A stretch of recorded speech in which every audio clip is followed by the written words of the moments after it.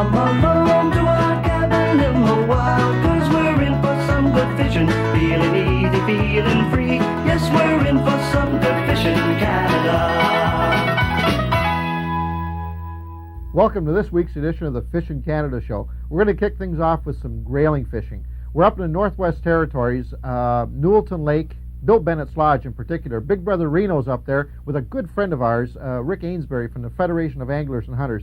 And boy, did they find a mess of grayling, Arctic grayling in particular. What a fish this is. Unfortunately, you can't find it all over North America. You have to go up in the Northwest Territories, Labrador, Alaska, Hudson Bay area. But boy, it's well worth the trip. The second part of the show, a little closer to home. We're down in the Peterborough, Ontario area, Chemong Lake, and we're after some real hard to find and even harder to get at walleye. They're in real tight to the weed lines and the clumps of weeds, and the only way you're going to get them out is using a technique called rip jigging. Now, this is a real tough thing to do. It's tough mentally, not physically. But if the fish are that tight to cover, it's the only way you're going to get them out on those real tough days, especially after a cold front. Sit back and let's have a look. Arctic grayling. What can I say about Arctic grayling other than they can only be found north. They're a fighter like you wouldn't believe. When they hit like a ton of bricks, and they're very acrobatic. You know, I'm going out on a limb here, but I'm going to say that they're a better fighter than a smallmouth bass. And for me, that's something, because I love the smallies. But I think it's the water that they live in, Rick. It's just, you know, the rapids and the fast-moving water that makes them a little stronger like that. They're so muscular. To feel one is just like a piece of steel. They're gray, beautiful gray, iridescent piece of steel with a large dorsal fin. They get it going against that current, and they are mean. They really put up a battle. I'll tell you, today we're going to be using really light equipment. I've got 8-pound test line. Rick, what do you got on? I'm shooting with 4. I'm going to have a little fun with some 4 for a while, see how I make out. I may get broken off once or twice, but we'll see. Well, that's half the fun of you fighting these things, no giving them a break. Now, I'll tell you, when they hit, you can actually feel them. They come right through your line and right up the rod, and we got graphite rods, and you can feel the strength right all the way through your own arm. And when you get them beside the boat, when we lift them up, they're going to fight a lot. So we're going to try and live release them all at the side of the boat without trying to pick too many up, so we won't hurt them. Rick, enough of this talk. I'd say let's try and get 1 or 2 and see what we can do with them. First one for a quarter. Okay. All right. You're on. Now, we're working in an area that's a river. We're in about 2.5 miles from the main lake, and this is the second set of rapids, Rick, isn't it? Second major set, right. Just had a tap. Now, the first set of rapids, it was adjacent to real deep water, and there were some lake trout there, and I'm sure the lake trout are feeding on these little guys. So we decided to move up and give ourselves a better chance. Well, there's one. Look at that. There's my quarter. There's a quarter. Whoa, nice fish. That looks like a good one. Well, Rick, with these guys, it's hard to tell. Even the small ones fight like the big ones. I got to follow here. Have you? Hey, we're inside the boat here. Follow. Yeah. Here's one. Come on. There he is. Little guy right here. Oh. Okay, I'll get out of your way. Now look, they look just like a smallmouth bass. That's and a nice big one. fin. Oh, hang on now. Come on, little Darryl. Here's that big fin. Where's my pliers? There they are. You got them there. Hold them up. Actually, see, there's what makes them unique. That fin right there, just it's all full of colors. It's brown, red, there's a little blue tinge in it. They seem to lose that blue tinge when you bring them up out of the water. Yeah, they do. But it's a beautiful little fish. Let's see if we can release them without hurting them too much. Now, we've got barbless hooks on here just for the purpose, because they got real soft mouths and we don't want to hurt them too bad. Well, Rick, you're down a quarter. Yeah, it's been that way all week. Okay. I'll tell you what. There we go. Oh, but for a second there. She's had one. Here. I got You're a not small one. fooling me at all, are you? We got a small one. Oh, they're laying in behind they're laying behind the rocks, in the little rest zones. You haven't seen that rock over there yet, have you? No, I haven't noticed that one. I've been trying to cast too at the sun. Whoa, right here. Okay. Now this right here followed me right up to the boat. I got a nice one here. You got a good one? Oh, got a good one. This is a good hey, one. you got a real good one. This is, what is that? Oh, come back here. That is a real good one. Look at this. Look at him take line. Look at him go. Burn it. This is a 3-pound fish. This is a good fish. Oh, gee whiz. He fell. This one fell into the boat. We're going to have trouble with this one, Throw right? away. That was a good fish, Look right? at this one. Look at Oh, it's a lake trout. It's a lake trout. Oh, no. See, he's up in here feeding. That one doesn't count, by the way, in this show, okay? Oh. You have to wait for a different show. So I'll let you take care. I'll tell you what, though, that's a nice lake trout. Wouldn't have a big And thing. I believe the score is 2-0 now. That is a neat little lake Ooh. trout. Want me to take care of him for you? Oh, I think You got 4-pound line, right? 4-pound line. I better give you a hand. And I've got a 3-pound lake trout here, folks. I'm just going to Whoa. back him off a little bit. I'll bring him on over here. Watch my line. Remember, it's light line. Oh, Light line. Okay. Any luck at all? really fast. Okay, Ray. Really fast-moving water. Oh, this guy's acrobatic. Oh, sorry, Rick. That wasn't me. That's lure. Oh, my. We lost lure and everything. Anyway, there's more fish out there. Well, Sorry about that, thank Richard. you very much for your help. Hey, it's still 2-0 as far as I'm Yeah, concerned. you can see that? That was about a 3.5-pound lake trout. Now, that was a really nice little lake trout for up here. Now, we're at Bennett's Right Lodge at in the the top, Northwest yeah. Territories, and believe me, 20, 30, and 40-pound lake trout are quite common. As a matter of fact, a good friend of ours, Rick Morgan and Gary Ball, were up here, what, last week, Rick, I guess, Just eh? last week.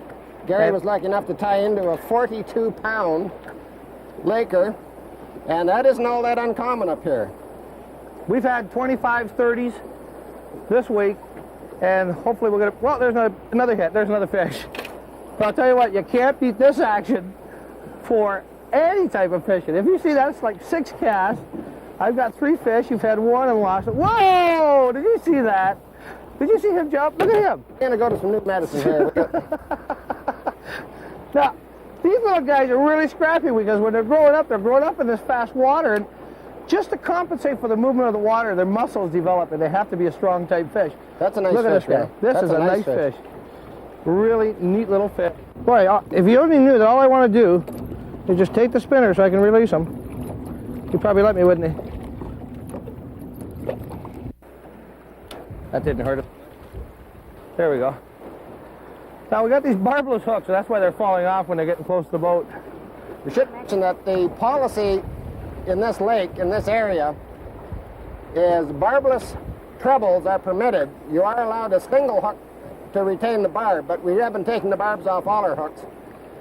Much easier on the fish, and we've lost very few fish because of the lack of barbs on it. Well, And I as long as think you- it's a policy that should be expanded a little bit more in Ontario. Tell you what, as long as you take and keep pressure on the fish when he's coming in, and you got a good rod and reel combination that's suited for each other, not too heavy and not too light, you really don't need the barbs.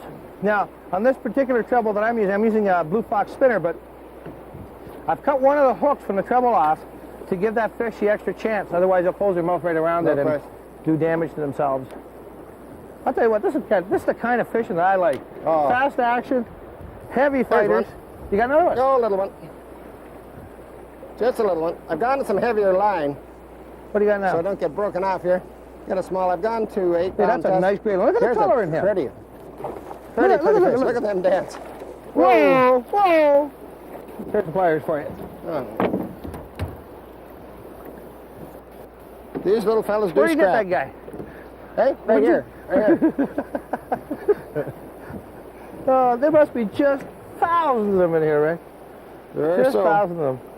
Now we're in a rapid, a set of rapids. It's not a real heavy rapid. There we go. The bigger rapids are further upstream, so we're at the tail end where it becomes a pool.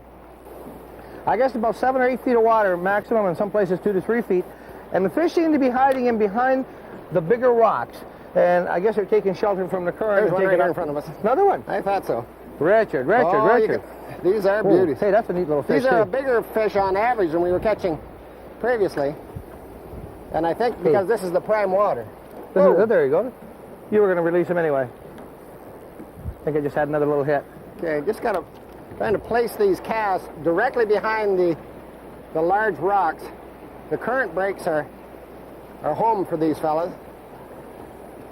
Hey, when they say virgin fishing in the territories, they mean it, don't they?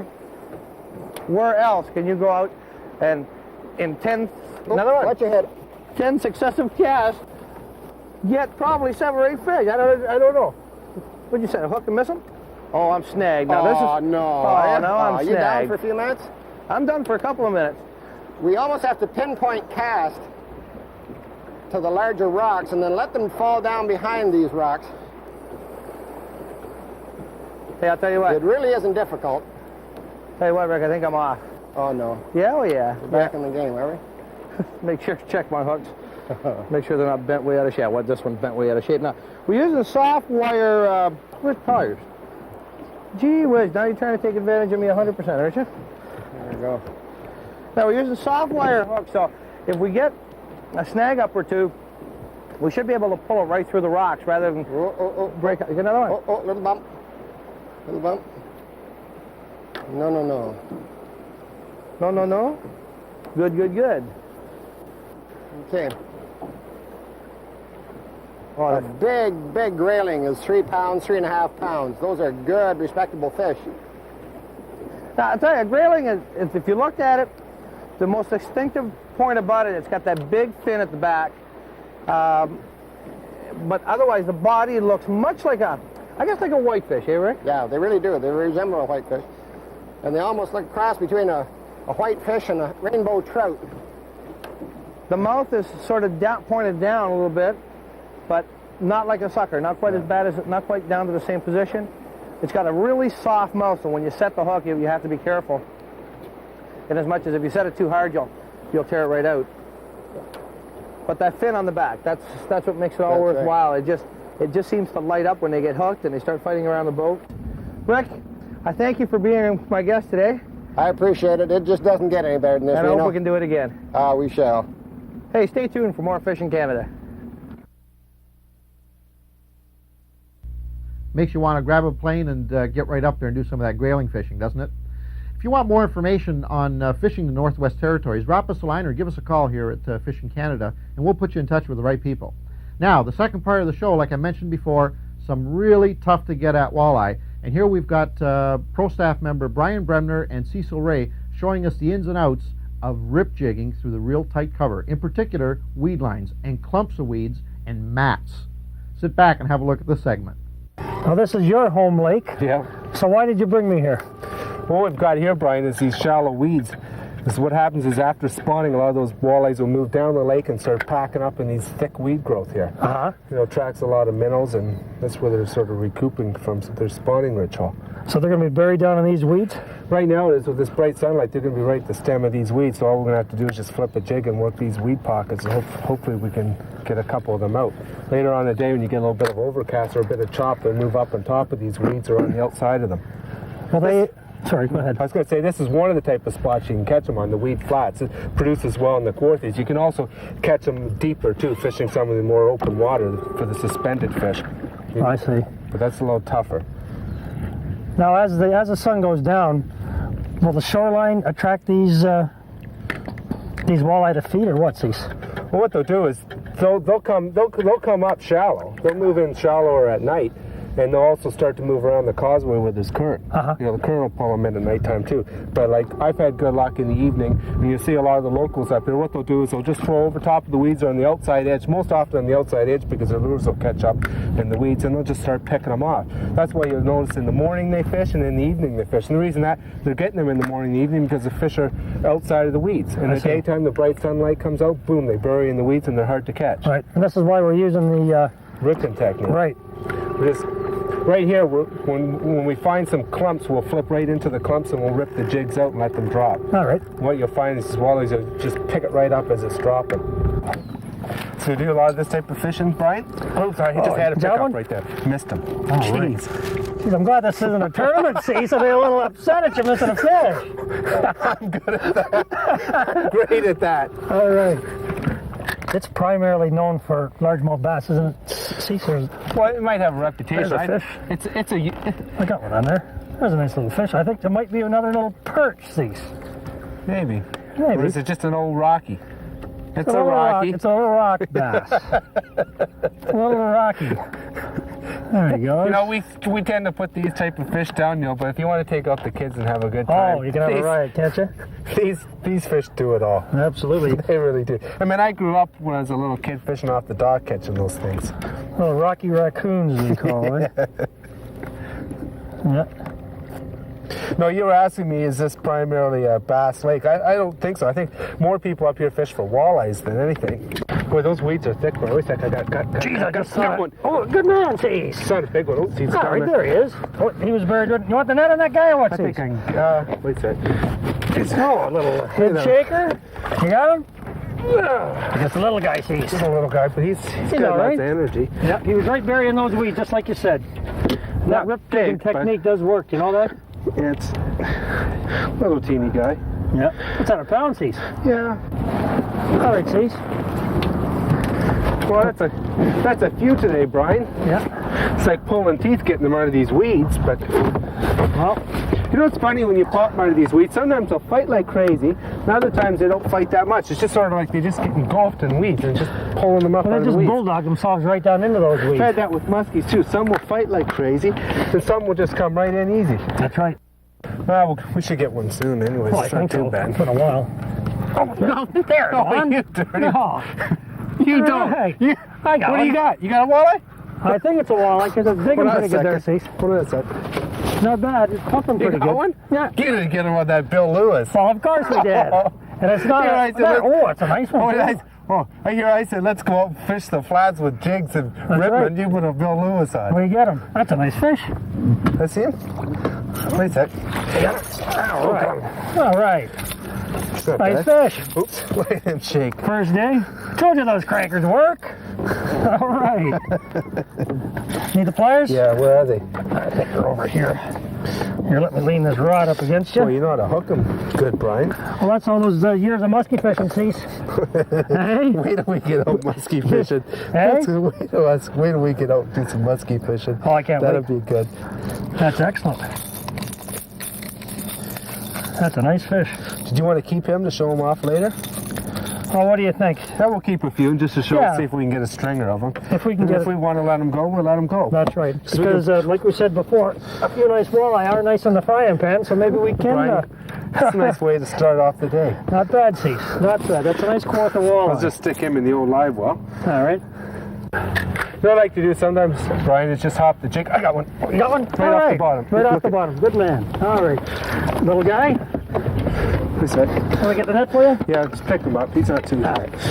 I'll just Just gently anything get this grab guy him. here. All right. Well, the same size that we've been getting there, Cease. Yeah, nothing super, but Pound and a half or so. Yeah.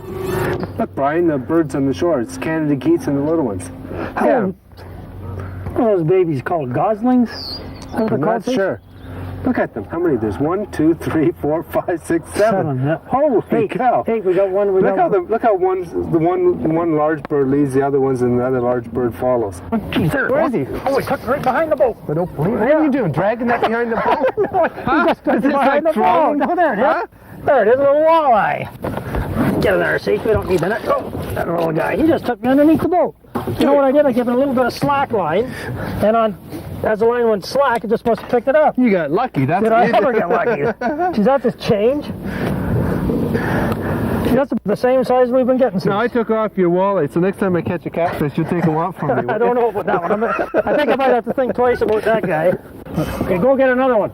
Really? And no more catfishes. All right. That's what we want. More walleye, Cease. There seem to be a few in here.